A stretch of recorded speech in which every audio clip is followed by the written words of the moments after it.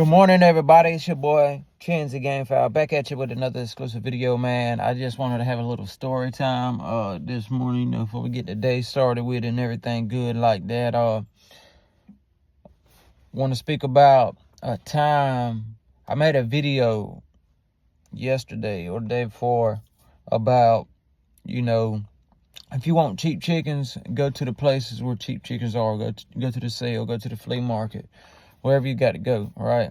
And I had mentioned in that video that I knew of a person that shopped at the flea markets and shopped at the sales like that and was buying those cheap chickens. Now, this was, 10, 15 years ago, probably about 15 years ago.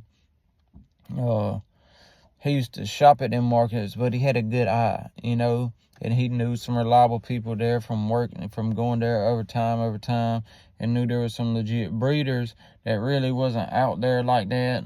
They would raise up some chickens, and, not many. They didn't raise many, but they would raise up some and take them to the sale and sell them $40, $50 chickens. So, we went to a show one time, and, my buddy had a gray rooster, a round-head gray, and never forget he had white legs.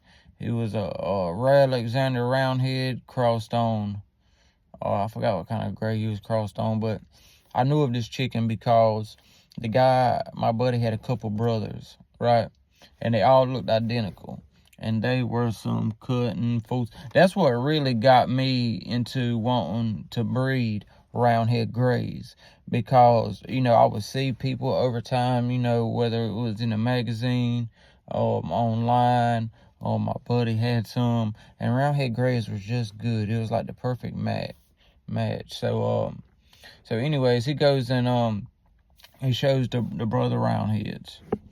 He's got one. We're going to this little derby. We get to the derby,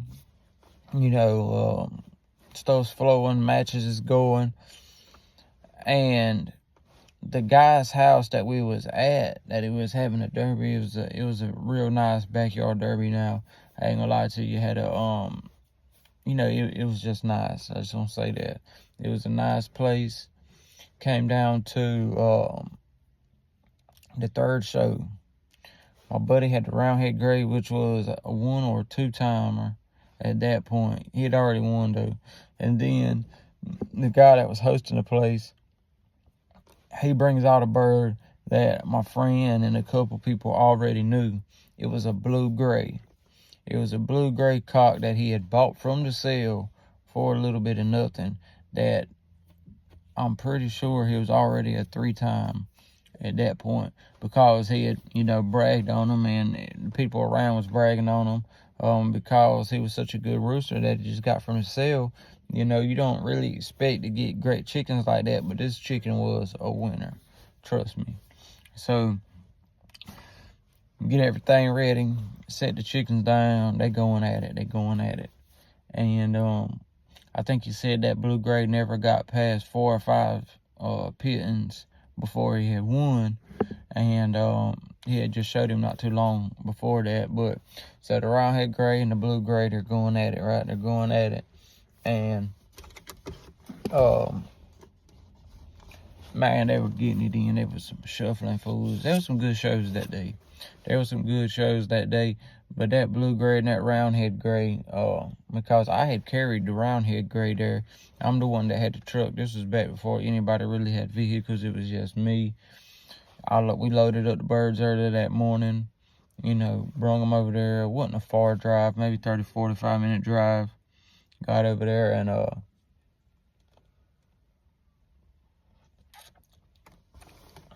they set them down. They were going to it.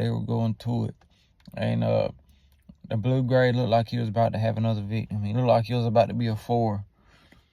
But then all of a sudden, after that, I think it was like that 5th pitting, that roundhead gray just got a little bit more oomph in him. And when they set him down, how it goes sometimes, man. You just get that lucky hit. And killed the blue-gray, graveyard dead. And but he was that close to being a 4-time winner. You know what I mean? He was that close to being a 4-time winner. And that was just a bird that came from the sale. You know, I don't really know exactly how much he paid for him, but I know it wasn't an outrageous amount. I know it wasn't $100. It was $50 and below whatever he paid for him, because he was bragging on it about how he paid this much money for the chicken, but has won this much money off the chicken thus far, you know, and almost won again.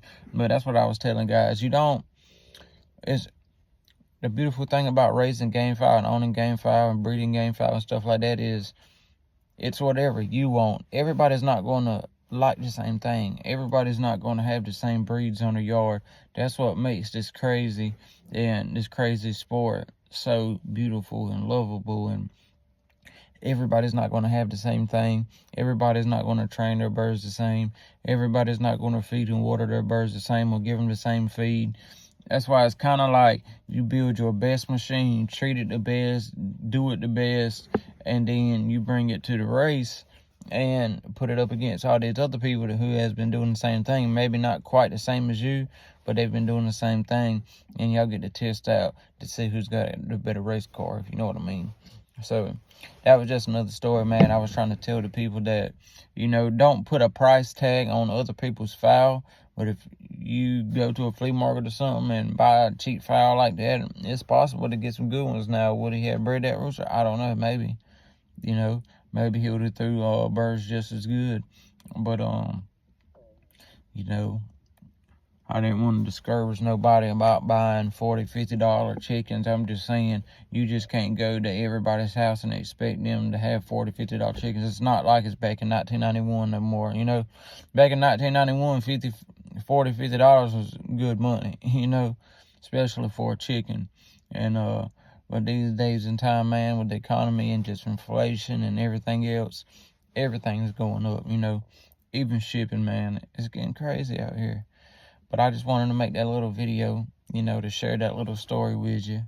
My buddy did not end up winning the Derby. Oh, well, no, he did. They ended up splitting it.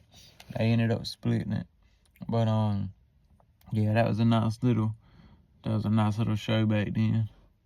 But, so I appreciate you all, man. I hope you all enjoyed the video. Make sure you like and subscribe and follow us on our social media accounts, man. Until next time, you already know, let them crow.